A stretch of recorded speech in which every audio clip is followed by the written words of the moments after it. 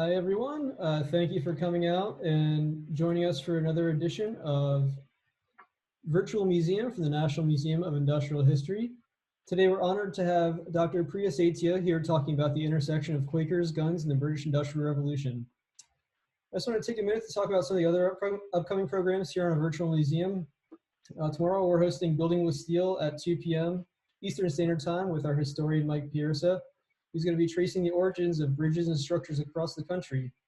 And on Thursday, May 7th at 2 p.m. Eastern Standard Time, we're welcoming Erica Wagner, who's going to be calling in from England and discussing Washington Roebling, the chief engineer of the Brooklyn Bridge. We also have several other programs that we're scheduling throughout the next few weeks, so please stay tuned right here on our Facebook page or check out our website at nih.org. If you're tuning in live right now or watching us afterwards, thanks for joining us.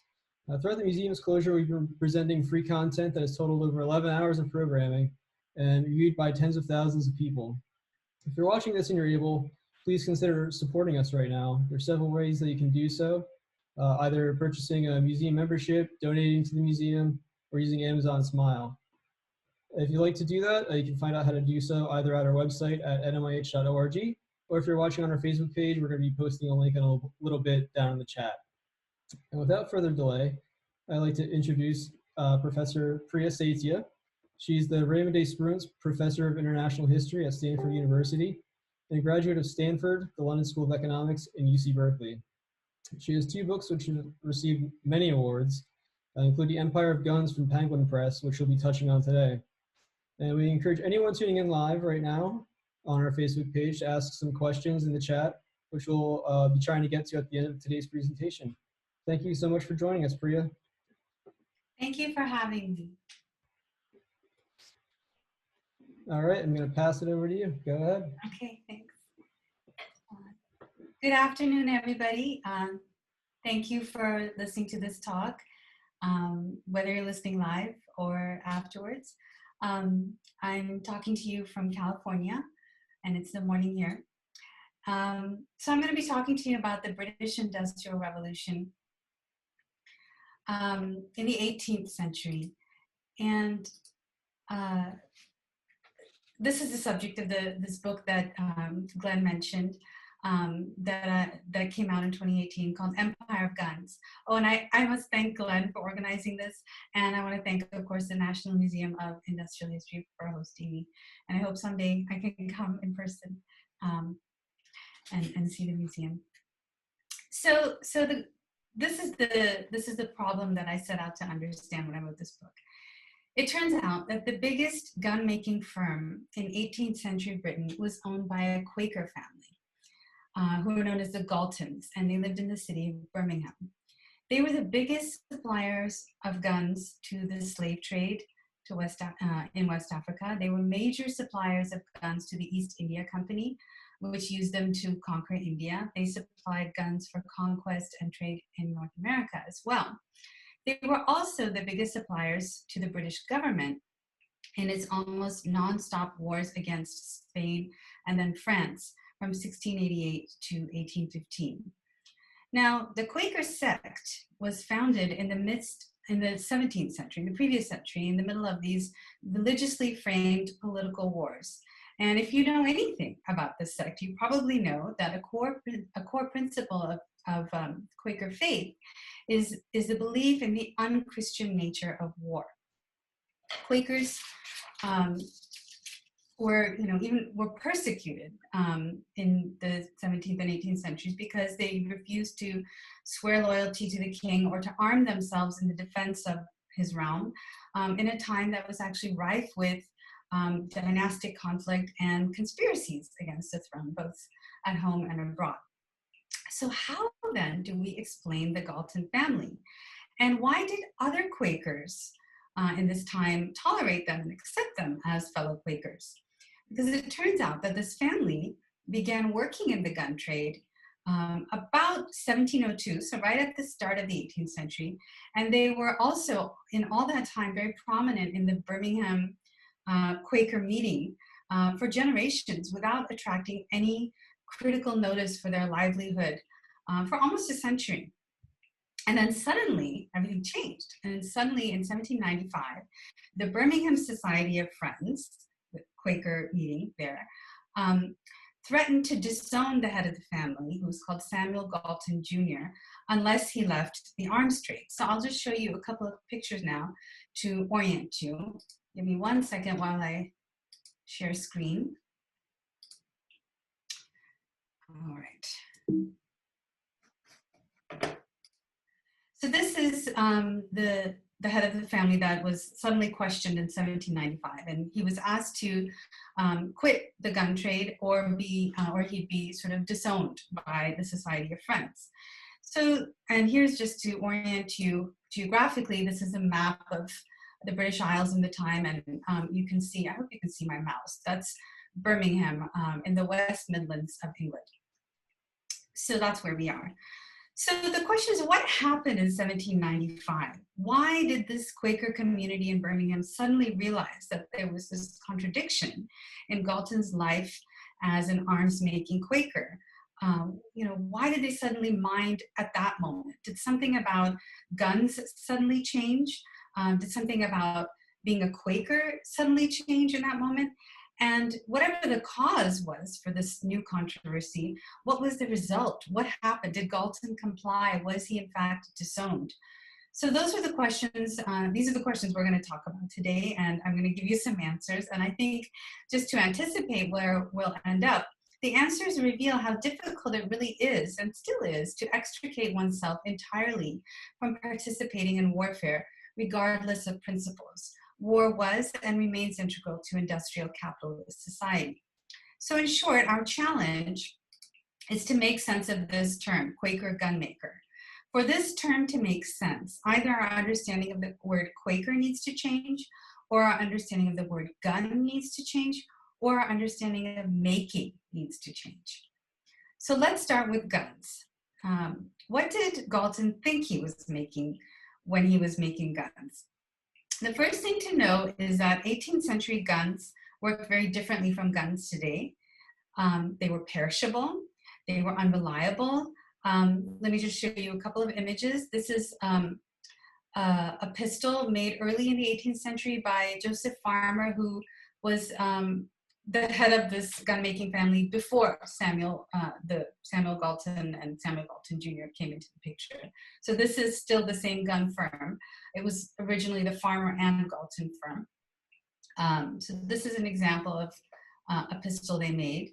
But more common, probably the most mass-produced gun in this time, was this musket, known even today as the Brown Bess. And this was sort of the standard military arm for British forces in this time. So how were guns like these used? So I did a lot of research into, just records of how guns were used in various different scenarios. And one thing I've found is that guns in the 18th century were not used in crimes of passion. In this time and in this place, most murders took place in heated arguments or brawling circumstances. So here's the cartoon from that time that shows, people basically reach for whatever is at hand, everyday blunt instruments. Violence tended to be intimate, often involving strangling or beating with the hands and feet. So that was one finding. The second thing was that guns were not used in situations of riot. And in the sense that rioters did not have guns in their hands. And in the second half of the century, guns become more easily available to ordinary people, and yet you don't see any shift in these trends. They're still not used in crimes of passion. They're still not used by rioters. So how were guns used then? Well, what I found was that guns were used in conflicts around property, both at home in Britain and abroad. So the 18th century was the period in which we see the rise of property in England. And guns were really essential to that process. So you see guns being used in smuggling, in robbery and burglary, in poaching, and then in protecting property against those violations. And in scenarios like this, they were often instruments of intimidation, like you see in this cartoon. where this is like a highway robbery, right? And these three highwaymen or footpads are holding up this wealthier man with their pistols. They don't know him, right? There's nothing personal going on here. So guns were paradoxically understood as part of the civilizing process, part of an emerging culture of politeness. They're a polite counter to the more intimately threatening instruments of violence that others, especially non-English people, might use, like tomahawks, right, and the sword. So therefore, violence between strangers in this increasingly mobile society, and they allow violence to be threatened and perpetrated impersonally at a distance. And they could be used this way, especially because they were so unreliable. So if you indulge me, sort of the thought process of someone wielding a gun in the 18th century, very different from today, would be something like this. I'm going to pull a trigger that's going to unleash a multi-step mechanical process that may or may not result in harm to you. These multiple steps are going to produce a distance between my intention, which is simply to protect my property, and the result, which could be anything from terrifying you, or wounding you, or missing you entirely, or killing you, maybe. So the outcome is going to be the result of this impersonal mechanical process. All of this meant that the gun was not a very satisfactory weapon to use in a moment of passion or fury, but it was more helpful to wave around in intimidation, sort of like a loose cannon that can stave off further conflict. So guns were for waving in the faces of strangers, like highwaymen, like trespassers. They're an impersonal deterrent. Adam Smith was a major theorist of political economy in this period, a moral philosopher in this period, and he wrote about the invention of firearms, and he said that in The Wealth of Nations, and he said that he was confident that though at first sight their invention appears to be very pernicious, in fact, the invention of firearms favored both, quote, the permanency and extension of civilization. And let me just show you another image to illustrate this point. So this is an advertisement from a gun maker in Bristol in this period. And so his name is William Hurd, and you can see it says Bristol, and he makes hunting, coached, and double barrel guns, and all the types are listed. And then it says merchants are supplied with guns in stores for the African, West India, and Newfoundland trade, cheap, right? And what you see in the image is that on the left, you see this sort of man of property with the, his manor in the back and his hound at his feet, and he's holding a musket, and he's the quintessential man of property. And on the other side, you have some kind of native, we don't know from where, but he's put down, you can see that he's put down his bow and arrow and taken up a musket instead. And this is a good thing. This is not depicted as something threatening or scary that, oh, we're arming our enemies against us. It's like we're spreading civilization through commerce. And you can see the ship in the background that's symbolizing commerce. So this is sort of the 18th century understanding of what guns were for, what they did to culture, why Adam Smith thought that they spread civilization. So in short, in the 18th century, guns were not merely just more efficient substitutes for what you would do with a knife or a sword. They are not substitutes for the violence you commit with a knife or a sword. They are serving entirely new violent purposes that are related to property, and they're making new kinds of violence related to property possible. And when you come to uses in warfare, they're related. Even in warfare, they're used as a terrorizing deterrent. Of course, muskets would kill in battle, but the rate of fire was more important than accuracy in this time. So they're not being aimed in battle. Soldiers would load and fire in unison. So, and Adam Smith wrote about this too in The Wealth of Nations. He said that firearms had revolutionized warfare with, quote, their noise and smoke and the invisible death to which every man feels himself every moment exposed. So this is not about marksmanship. When firing struck the enemy, it would strike them at random. And it was often the bayonet charge up close that decided the outcome in battle. And these military uses were also tied to property in the sense that most of these wars that the British fight are against the French, and they really understand the French threat as a threat to the British nation and the principle of property that was now at the heart of British society and culture. So guns were also a currency. They're literally money. And you can see that a little bit in this image too. They're valued at home and abroad for their intrinsic metal content and their symbolic value, quite apart from what they could do. This was a time in which metallic money, in which cash was short. So all kinds of metals had real value as money. So they are objects of trade and they're facilitators of trade. So what this meant with these uses of guns in mind is that in the 18th century, for most of the 18th century, a Quaker could own guns without raising any eyebrows. It wasn't contradictory. They might use them for hunting. They might use them for agricultural purposes like shooting vermin on their lands. An American Quaker came to the Galton home in the Birmingham countryside in 1776 and wrote about what he saw. And he described, their life and their home, and also included in that, by a very admiring description, some comments about the, quote, very capital manufactory of muskets. So this is 1776, and there was nothing strange to this American Quaker in the fact that the Galtons were musket manufacturers. That's 1776, and we know something changes in 1795.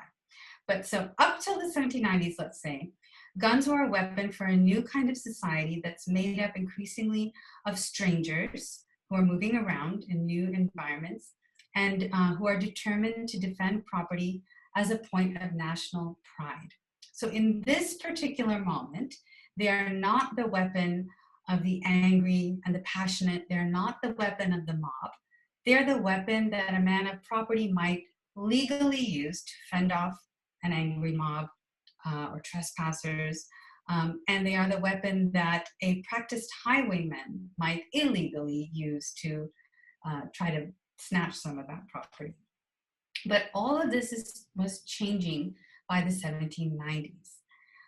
Up to the 1790s, a Quaker gunmaker could say that he was making an object that promotes civilization and a more polite form of violence. Whatever we think, culturally, that would make sense to him in that period before the 1790s. But guns started to earn a new reputation in the long wars that Britain fought against France from 1793 to 1815. These are the Revolutionary and Napoleonic Wars against France, 1793 to 1815. Very long period of warfare, a period of mass arming, and very long exposure to guns, unlike anything earlier in the century. This is when the British, in particular, shift to effective aimed fire in battle. They're the first among the European powers to do that. Now, guns made the mass casualties of these long wars possible, not because of their technical superiority to things like swords and pikes that are also used in battle, but because of the impersonality with which they allow these volunteer impromptu soldiers to dispense death. They enable mass warfare that's freed from dependence on individual emotional investment. And this shapes an entire generation and their attitudes towards guns. In this new context, guns start to find uses in new kinds of interpersonal violence that has nothing to do with property. And that is not seen now as civilizing. So now, in reports of violence, you start to see guns being used in new kinds of ways, not just in conflicts around property. So one example, in 1802, in the middle of these wars in the city of Gloucester, a 15-year-old discharged soldier is found waving his musket at people, quote, threatening to fire to intimidate them. And then he gets onto the bridge, Bristol Bridge, and without giving any notice, he wantonly draws the trigger and kills a man. So these wars are producing a generation that's capable of a new kind of impersonal and almost casual violence with guns that's unrelated to property. Now, this is happening, after the 1790s and later. But before that point, let's remember that what we've learned here is that the word gun in Quaker gunmaker was more complicated than we might have thought. It meant something different from what the gun means today, right? And what it even meant after the 1790s. Okay, so now let's take the word maker and see if we're understanding that correctly. Did Galton actually think that he was making guns? So Galton and his firm, they made guns, but they also made a lot of other things. They made swords and bayonets and cutlasses, knives and forks and harpoons, shears, lances, and so on. So in general, gun makers in this period were also known as toy makers. And toy didn't mean the same thing as it does today.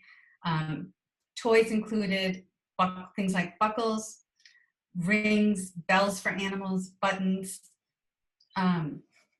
So practical and ornamental small metallic goods.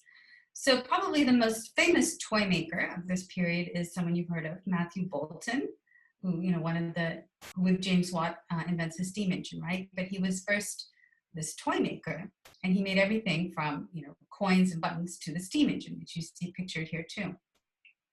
So we have to think of Galton and other gun makers in a kind of similar mold.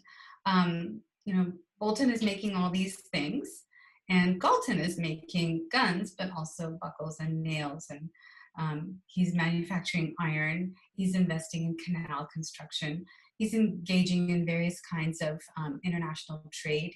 He later founds a bank. So there's a lot of diversity in what he's doing, right? Now, gun making itself was a highly divided industry. Galton was assembling parts of guns that were coming to him from specialists who worked in their own workshops. So these were people known by their particular trade: filers, stock makers, barrel welders, grinders, engravers, polishers, and so on. So Galton could reasonably feel that his contribution, I don't know if reasonably is the right word, he could feel that his contribution to the manufacture of guns was only incremental, right? He's just putting together parts that others are making. Moreover, all those other specialists, the filers and engravers and welders and polishers, are also filing, engraving, polishing, and welding other things, not just gun parts. So it's difficult for us to look back and say, this person was a gun maker and this person was not, because guns are, part of this broader world of metal goods that all these metal workers are making. And on top of that, so it's hard to say who was a gun maker and who was not. In some sense, this is a very collectively produced object in this particular part of England. Now, gun makers like the Galtons were also drawing, other people into investment in the work of gun making. So Galton, of course, needed to buy a lot of brass. The furniture on the guns is made of brass. So he's buying brass from his brass suppliers. But those brass suppliers are also involved in the trade to West Africa, and they're buying guns from him to sell in the West African trade. So these brass suppliers are implicated also in this gun manufacturing business. There were textile manufacturers from Manchester who were creditors to the Galton family and their gun business. So in a sense, they are also gun makers. Or are they, right? It's very hard to draw a line looking back. The point is that a lot of people were invested in making guns. And the British state was working actively to make sure that investment and participation in gun making was diffuse. And that was for a very specific political reason. There was a big revolution at the start of this period. So in 1688-89, there's an event known as the Glorious Revolution. And it ousted the Stuart King James II and established a new constitutional monarchy under William and Mary. And there were people who were not happy with that outcome, who wanted to bring the Stuart Kings back. And they are a real threat in much of the 18th century. And so the British government is aware of that threat. And those people who would have liked to bring the Stuarts back were known as Jacobites. So there's this fear always of Jacobites in the country and their allies abroad. And so the British government is worried about Jacobites and the risk that they're going to try and overthrow this new monarchy and restore the Stuarts. And from their point of view, a very concentrated arms industry was really risky because something more concentrated could more easily be captured by rebels like Jacobites. So they wanted there to be multiple centers of arms production in the country, so that if one is captured, the government still has recourse to another. So they're working hard to keep gun making diffuse in this time. And besides Birmingham, London is another important center of gun making, but both of these centers are depending on expertise and materials that are coming from further places, from Liverpool, from Bristol, from the villages that surround Birmingham. They're getting wood from Gloucester and other places. And to keep all this widespread, diffuse talent and industry healthy, the government is doing things to support the gun industry, even in the brief interludes of peace in the 18th century. So, you know, Britain is almost always at war in that century, but there are these interludes of 2 or 3 years of peace. And in those times, I found that the British government would still put out contracts to buy guns, especially with a view to ensuring that the gun industry stayed healthy. And they would sometimes even employ out-of-work artisans from this industry in government armory workshops, like in the Tower of London. And they would sell old military arms back to the gun trade so that they could sell them in places like West Africa. Again, all with a view to keeping this industry healthy. They allowed private manufacturers to use government proofing facilities, you know, to proof the guns and ensure their safety, specifically to prevent monopoly of power and resources among a few gun makers who had access to really good proofing facilities. I can answer more questions about proofing afterwards if that's confusing. And so the state is working hard not to let any individual gun makers curry too much favor and become favorites with the government, because they don't want any one gun maker, any one set of people to have too much control over the kingdom's arms. So this is not a military industrial complex, right?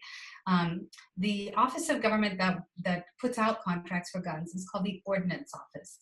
And they instruct the staff of that office very clearly to, quote, not give any favorite artificers as much work as they please when the office has no occasion for it. Instead, they want to draw more and more individuals into gun making and keep it diffuse. So what you see happening in this century is that annual production of firearms goes from tens of thousands at the start of the century to millions by the end of the century. That's a huge, that's a revolutionary leap in production over the course of the century. And that shift in the magnitude of production is not the result of, you know, introducing machine manufacture of guns. It remains a very artisanal mode of production. That leap in production is the result of government-driven expansion of the number of people who are involved in gun making, and government-driven changes to industrial organization in gun manufacturing. So during the Napoleonic Wars, at the end of this period, even Birmingham's carpenters and cabinet makers were helping to make guns by doing the rough stocking on them. And the government was providing funds to train more lock makers. The lock was sort of the part of the gun that's the most difficult to produce, that requires the most skill. And so that was sort of a bottleneck in production. And it was the government that was investing funds to train more people to do that. The government also chose a musket design that was simple enough to be mass produced by more people, so that less skilled gun makers could make it as well. It didn't choose the most sophisticated model as the standard arm. It chose the one that could be most easily mass produced. And it employs inspectors to check uniformity, again, to ease mass production. It's forcing gun makers during wartime to manufacture arms in collective factory-style warehouses instead of separate workshops. So factory organization, even without machine manufacture, is happening in 18th century Britain because of a government-led effort to increase productivity well before the era of machine production. The government also built its own factory to create a third center of arms production and expand gun making further, and then deny any one group of gun makers too much political power. That eventually becomes the Enfield factory. Now, beyond gun making, everyone that Galton knew, including others in his Quaker community, was making something used by the state for military purposes. So if they weren't making guns, they were making the iron that went into the guns, or they were supplying finance that the state needed to fight wars. They were supplying copper. These are families like the Lloyd family, right? The Barclays, the Hanburys. These are families that the Galtons become tied to through business and marriage relationships.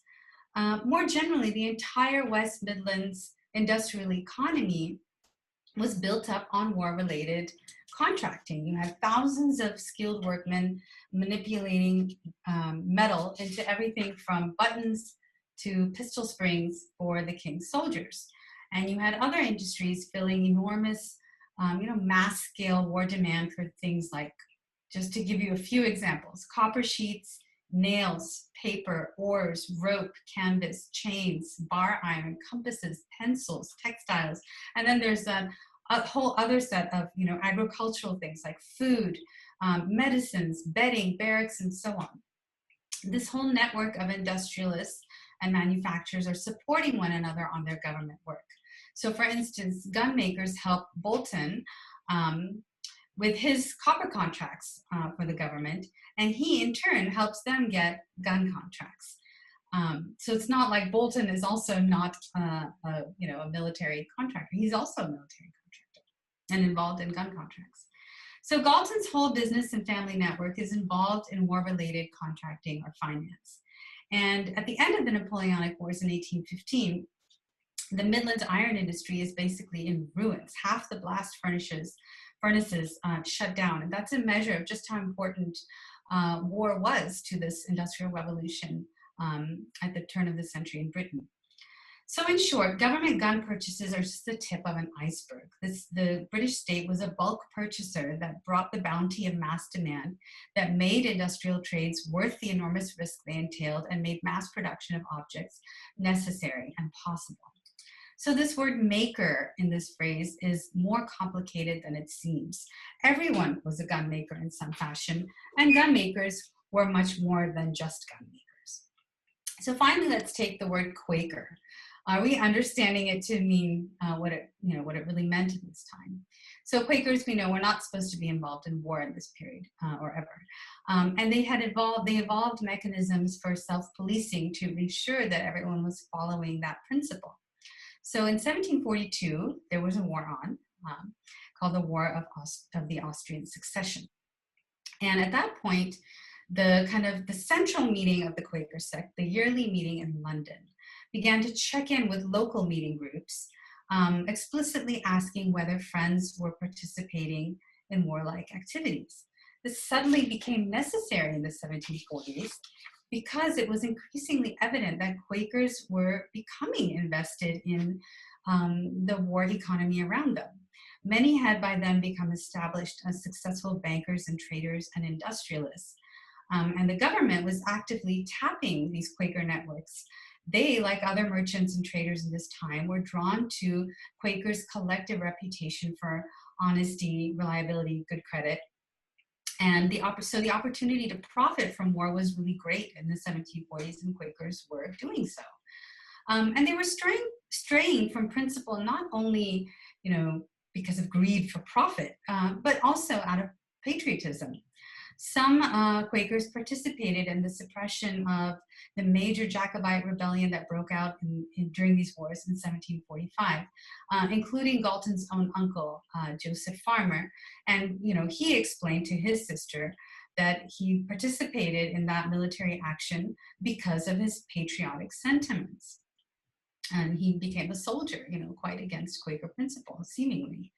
In 1748, Dr. John Fothergill, who was a prominent Quaker in London, said, this was the end of these wars, and he said, "I welcome peace as a Quaker, but, quote, as an Englishman, I hope war will be pursued with vigor until a solid peace is secured." So there are these conflicting commitments as Britons and Quakers.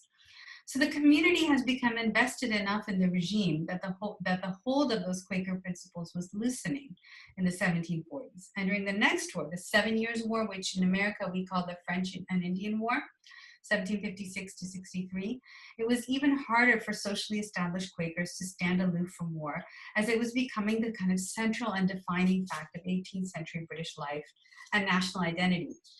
So financial stalwarts like the Berkeley family were critical to the government's ability to fight these wars. Now we know Thomas Paine writes this famous pamphlet called Common Sense in 1776. And we know that Paine was the son of an English Quaker.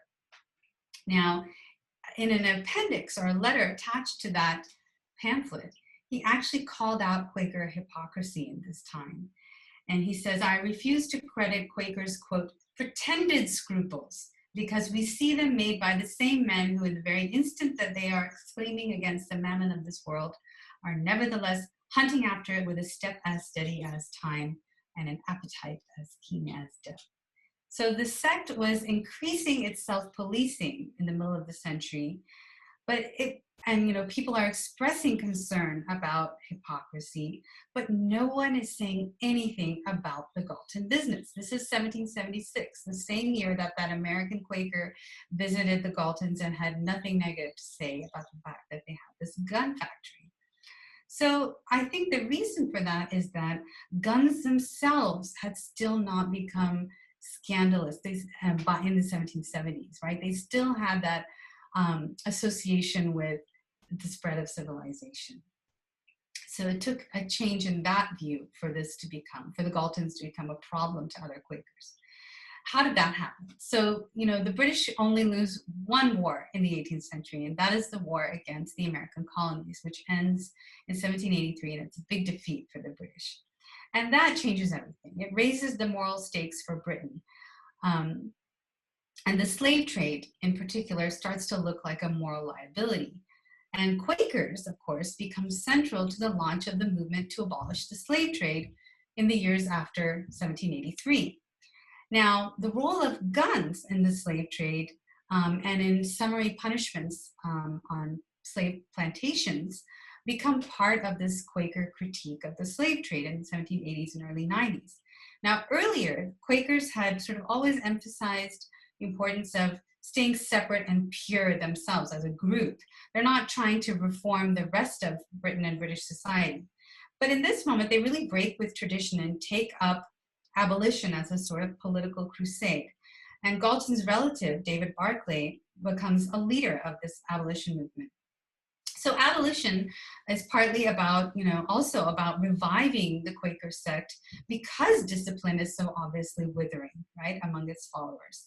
And it's also part of a wider British search for redemption after this defeat against the American colonies. So the stakes are really high for Quakers and for Britain. And so for Quakers, ethical consistency on the national stage becomes critical to the sect in a new way. And so the yearly meeting, that London-based sort of central meeting group, now starts to assert its influence on local meetings more. And they're deliberately trying to impose greater conformity with principles. So in 1790, they send out an epistle, a letter to these local branches saying, "We have been publicly charged with some under our name fabricating or selling instruments of war." And this London meeting calls for an inquiry and says that anyone found to be involved with a practice so inconsistent with Quaker principles should be reclaimed. And if they can't be reclaimed, they should be effectively disowned. So finally, it's at this point that a Quaker in Birmingham starts to complain about the Galtons. And what they say is that the Galtons, are involved in the slave trade because of, through their gun manufacturing. And this Birmingham Quaker says that the Galton donation to enlarge the Birmingham meeting house should not be accepted towards that end. That was one sort of grumble about the Galtons, but still nothing formally transpires against the Galton family for another few years. until 1795, when finally the Birmingham meeting objects to the military purposes of his the guns that he's making, and then say that he must cease to do that or be disowned. And Galton at that moment was painfully aware that many of the people accusing him, like the Lloyd family, for instance, were as invested in war as he was. Look at the timing. This was just when guns have begun to earn a new reputation as instruments of wanton violence, partly because of the abolitionist critique and partly because of the new ways that they're being used in the context of these long wars against France. So it was also right in 1795 that the Society of Friends also explicitly proclaims itself against hunting and shooting as sports, which earlier it had tolerated as perfectly acceptable. So guns became scandalous in a new way just when Quakers had become more concerned about scandal. And that's why 1795 became a year of reckoning for the Galton family.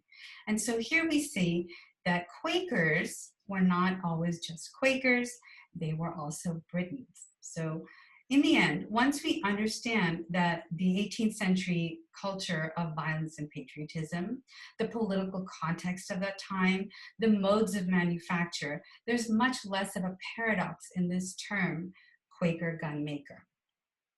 Okay, so let's look at what Galton did in the face of the threat of disownment before him, when new understandings of guns and Quaker obligations suddenly made the idea of a Quaker gun maker paradoxical. So Galton was a self-consciously modern man. Besides being a gunmaker, he was also a scientist, a fellow of the Royal Society like Bolton and Watt. He was a member of Birmingham's Lunar Society, and he had a lot of confidence in what he was doing, and he refused to comply with this wish that he abandon the gun trade, and instead he decided to publicly defend himself and his position. So he writes this broadsheet, and he circulates this at the start of 1796.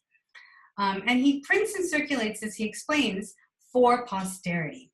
So this means that he did not offer a transparent rationalization. He was in earnest. He really believed in the merits of what he was saying. And he intended later generations like us to consider his arguments seriously for the light that they might shed on the real life limits to living a life disconnected to war in this time. Now, his first main argument was that everyone, including other Quakers, participated in war ineluctably, and that his own role was merely incremental. And there was some truth in this, as we have seen. He argued that the production of commodities prone to abuse is so complex that it's impossible to assign moral responsibility. So, quote, he wrote, "Is the farmer who sows barley, the brewer who makes it into beverage, the merchant who imports rum, or the distiller who makes spirits responsible for the intemperance, disease, and vice and misery which ensue from their abuse?" So Galton perceived economic actors so interdependent and so tied to the state that they collectively formed a military-industrial society.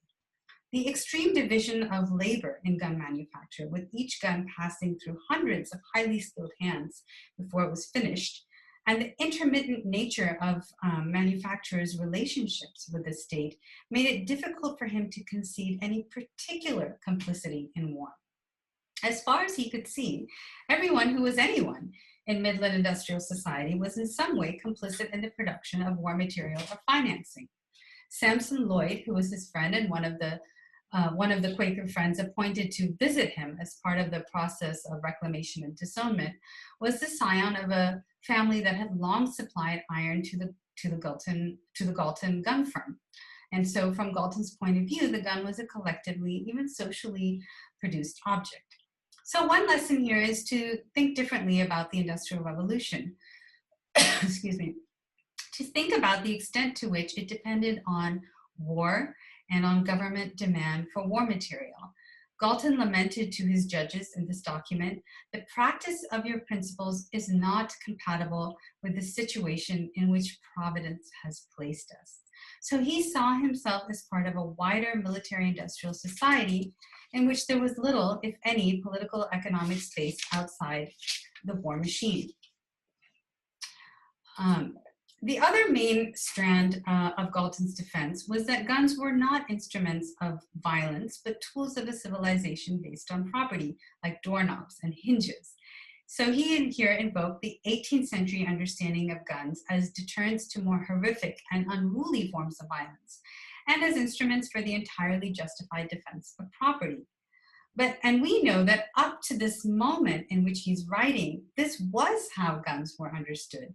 But that view was just becoming out of date in that view was just becoming out of date at that time. And Quakers in particular had begun to see guns as unequivocally violent. So Galton's argument was an early articulation of the way in that the division of labor that characterizes modern industrial production alienates manufacturers from their products and releases them from any sense of responsibility for the uses to which those products are put or might be put.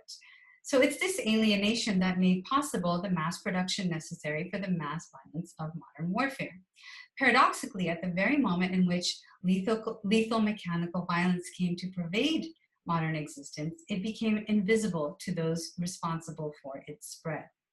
Galton argued that by singling him out and singling gun making out, the Quaker society was denying wider Quaker and societal participation in an economic system that was based on war. Now, he lost the debate. The London meeting was not persuaded by his arguments, and the process to disown him proceeded. But despite the disownment, Galton continued to attend the worship in Birmingham, and he continued to participate in his local meetings' philanthropic activities, perhaps because of his standing in Birmingham, where maybe local Quaker friends sympathized more with his point of view. Meanwhile, his gun profits really skyrocketed just at this moment. So in 1804, he passes the gun business on to his son, Samuel Tertius Galton, but his own money still remained invested in this partnership, so it's not like he separated himself from it. That year, 1804, the family also launched a bank in partnership with another local Quaker called Joseph Gibbons. And Gibbons had been one of the three friends appointed in that disownment process along with Lloyd. So Gibbons evidently had no objection to partnering with the family even after all of that. He had no problem, with the fact that the capital going to this bank was coming from the gun industry. So Samuel Tertius Galton was a banker and a gun contractor until the end of these wars in 1815. And that's when they finally shut down the gun factory.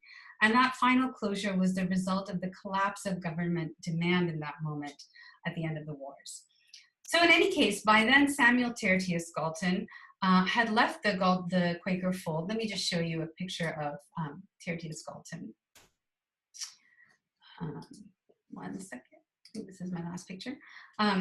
Tertius Galton left the Quaker fold. He married outside. He married Violet Darwin, who was the daughter of Erasmus Darwin. In 1831, the Galton Bank merged with what became Midland Bank, which some of you may remember from recent years. And when Galton Jr., this man's father, died in 1832, he was worth £300,000. And I think by way of conclusion that we can read Galton II, Galton Jr.'s failure to win over the Society of Friends in 1796 as a key moment in which war-driven industrial capitalism was normalized by critics' focus on particular scandals like slavery or the arms trade, by insisting on the particular perniciousness of his trade and evading the questions he was trying to raise about collective societal complicity in war making. The Quaker society became blind to the reality that the modern life emerging around them was founded on militarism. Now that Midland Bank, which is now has been folded into HSBC in the 90s, knowing that that bank was founded on the wealth of the gun trade is interesting, but a fairly trivial finding. I think more provocative is the thought that in some measure, so too were the fortunes that went into the banks founded by Galton's relatives, the Lloyds and the Barclays, who in various, maybe more oblique ways were also involved in the gun business as merchants and bankers and ironmongers. But in 1795, the scandal was Galton's arms manufacturing, not the Midland economy's general dependence on government contracts. So by criticizing gun manufacture, the Society of Friends avoided criticizing war and conquest. And this, I think, has remained our way of dealing critically with capitalism, with industrial capitalism. We focus on the problem of particular bad commodities like drugs or slaves or arms that seem to implicate only a few, right? The merchants of death, right? But in the 19th century, of course, Marx reopened the question of systemic wrong and the whole system of capitalism. Henry David Thoreau is another thinker who thought systemic criticized the entire system and advocated tax resistance for that reason. But the targeted tactic of consumer boycott has endured better than such systemic critiques that require perhaps more truly revolutionary action, which is, I think, testimony to the success of industrial capitalism's mode of self-critique and normalization. So I've tried to resurrect for you Galton Jr.'s critique of the wholesale dependence of industrial capitalist life on warfare, not because I'm trying to exonerate him, but to implicate us. In the 18th century military-industrial society that Galton described lay the origins of Britain's emergence as a global superpower and a cautionary tale about the place of violence in modern industrial and commercial life, where it is so central and yet so hidden that even a sincere Quaker might easily participate in its propagation while maintaining a truly clear conscience. Thank you so much for listening, and I'm happy to take any questions that you might have. Thank you so much, Priya.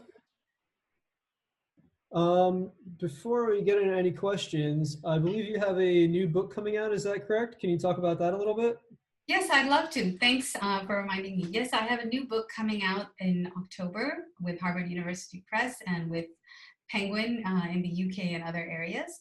It's called Time's Monster: How History Makes History. And it's about, you know, the role of historians in public debate, what has been their role in the past, what role they had in the making of Britain's imperial history, and what role historians today can have and historical thinking should have in making our present and future now. Just sort of a long reflection on that, as well as a narrative of the British Empire. So I'm really excited about that new book coming out. Fantastic. I actually don't see any questions, but a lot of thank yous coming in for doing these presentations and for joining us. And I did see a couple people, I think, tuning in from Greece and Russia, so that's very cool. Oh, wow. Thank you. But thank you again so much for joining us. It's a great, very interesting piece of industrial history, and you know, stay safe and healthy, and best wishes from Pennsylvania. Thank you. Same to you, and hello to the listeners in Greece and Russia. Thank you for listening. Thanks, Glenn, for having me. Thank you. Have a good day. Okay.